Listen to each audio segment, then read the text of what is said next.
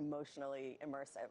Who spent 200 days on the International Space Station. All of that moonwalking happened before I was born, except for the very, very last mission. I didn't know a lot of the details, in particular, the astronauts talking about the fun things that they got to do. Hey, I just heard something. It hadn't hit the ground yet.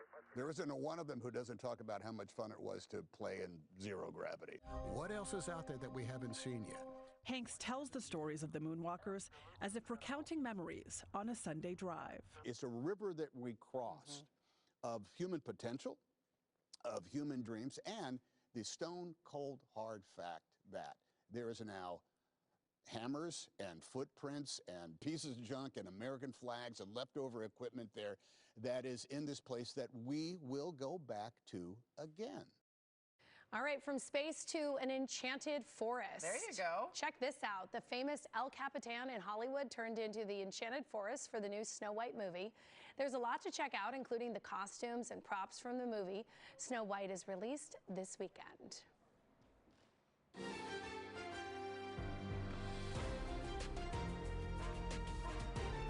This is Kcal News Mornings. Right now at 9 with LA crime stats moving in a downward direction. We sit down live with LAPD Chief Jim McDonnell about the work still left to do. Plus, can you teach an old dog new tricks? The dog whisperer, Cesar Milan's going to join us live in studio to talk about the do's and don'ts of dog training. And can you truly put anything in the dishwasher? Anything? I do. I guess. Well, we'll show you some of the stranger options you can now throw in, but maybe not with your mugs and silverware. First, though, a live look outside from our Hollywood Hills camera, and I'm loving every shot this morning. Blue sky, sunshine, warmer temperatures.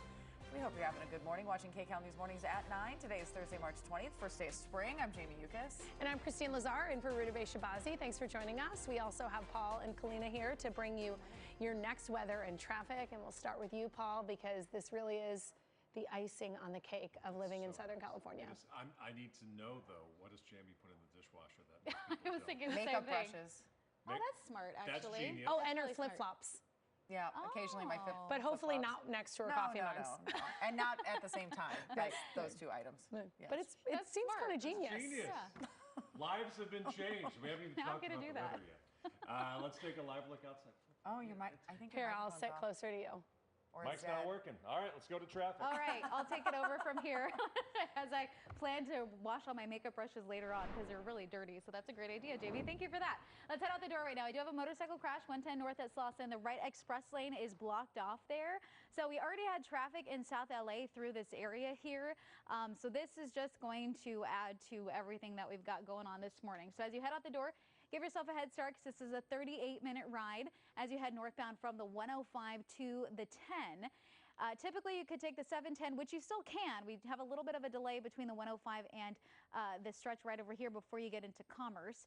Good news, though, on that 105 west at Crenshaw. Lanes now open, stalled car cleared up. That's still slowing you down, though, from Willowbrook this morning. It's about a 50-minute ride just to go from the 710 over to Crenshaw. The 91 will save you some time, but once you get to that 110, you have to decide to go northbound, then hop on the 105, go southbound, hop on the 405, and then you will get stuck on one of those freeways. Here's a look at the rest of the LA area. We do have a tough drive this morning, still on that 210 out of San Dimas heading into Pasadena. In Orange County, I'm seeing some improvements, which is great news. 405 a little bit lighter than what we saw earlier. And the stalled truck cleared up. 91 west at Euclid, lanes now open. 36-minute ride, though, from Weird Canyon over to Valley View. And then leaving you with a look at the IE, still tough on that 215 into Murrieta and on that northbound 15 freeway. Let's get over to Paul Diano now for a look at the forecast. Paul, what's it looking like for us today? Oh, it's warming up. We're already in the 60s. Pasadena, Malibu, 61 degrees. LA, Fullerton, 58. Here's a live look outside at the Horseshoe. It's 57 degrees with mainly clear skies at LAX. Hollywood Hills, 55 degrees with nothing but sunshine. Rainfall for the water year. We're sitting at 62% of average. I think we're going to be stuck at that 7.5 inches of rainfall for a while because there are no storms coming.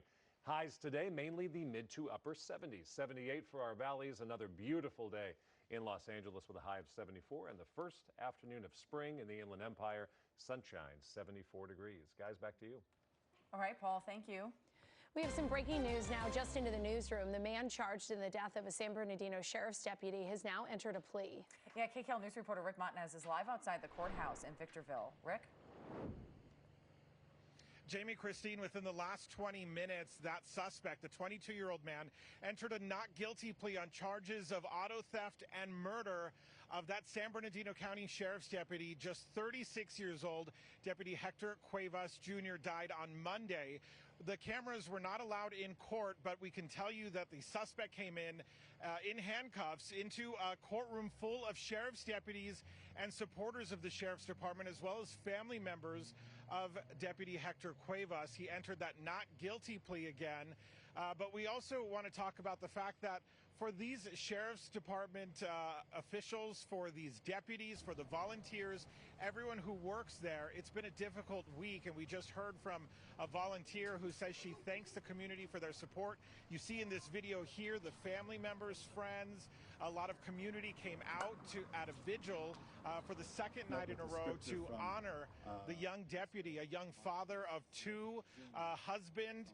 His wife, unfortunately, not able to make it to the vigil, but we heard from the deputy's godmother. The deputy, Cuevas, he was killed on Monday while in a high-speed pursuit involving what he believed to be a stolen car at the time. Then there was a horrific crash that took his life. Your messages, prayers, and gestures of comfort have meant more than I can put into words. Hector was an incredible man of high integrity, an incredible father, and always striving to be better and better. So again, the suspect, Ryan Turner, just 22 years old, he pleaded not guilty to auto theft and murder. That happened just within the last 20 minutes. Right now, we believe that our photographer, our other Kcal News photographer, is speaking with either a friend or a loved one of Deputy Cuevas. He also just spoke with that volunteer from the Sheriff's Department who thanked the community for their support. We know that court will continue next week on the 25th. That suspect is expected back here in Victorville. Reporting live in Victorville, Rick Montanez, Kcal News. Lots of new details, still a tragic story. Rick, thank you. New numbers are showing a decline in certain crimes in Los Angeles. LAPD Chief Jim McDonnell is here to talk about some of the improvements and how they're tackling the work that still needs to be done. Good morning. Thanks so much for joining us. Thank you for having me. So we do want to talk, there was a big press conference this week about how violent crime is down in the area. However, robberies and burglaries, something that does impact a lot of people, get very nervous about because we hear about all the different techniques and things that robbers are doing, are up. So what are we doing to combat these crimes? Yeah, thank you. When we talked about the numbers we talked about for 2024, we were down in all crime categories except for robberies, which were flat. Looking at the first quarter of 2025, we're down in all categories. We're still very focused on the burglary problem because it's been so prevalent, particularly on the west side and in the valley. And there are things that you can do to be able to try and help prevent that from happening. And the best thing are good neighbors who are looking out for each other. Communication between your neighbors. Pretty good. Yeah. You know, and I'm in a lot of those neighborhood groups. I have a family. I live in the suburbs. One of the things I often see when someone has a break-in or something happens to their car or is it takes so long for the police to show up, or I'm not even going to call because they're not going to come. What about response times and getting? Obviously, that's not necessarily violent crime, but it's important to the people who live in those communities. Yeah. Well, as you can imagine, we have a limited number of resources, and we try and get to the calls that need us right now. We try and get there immediately. So calls for violent crime in progress, those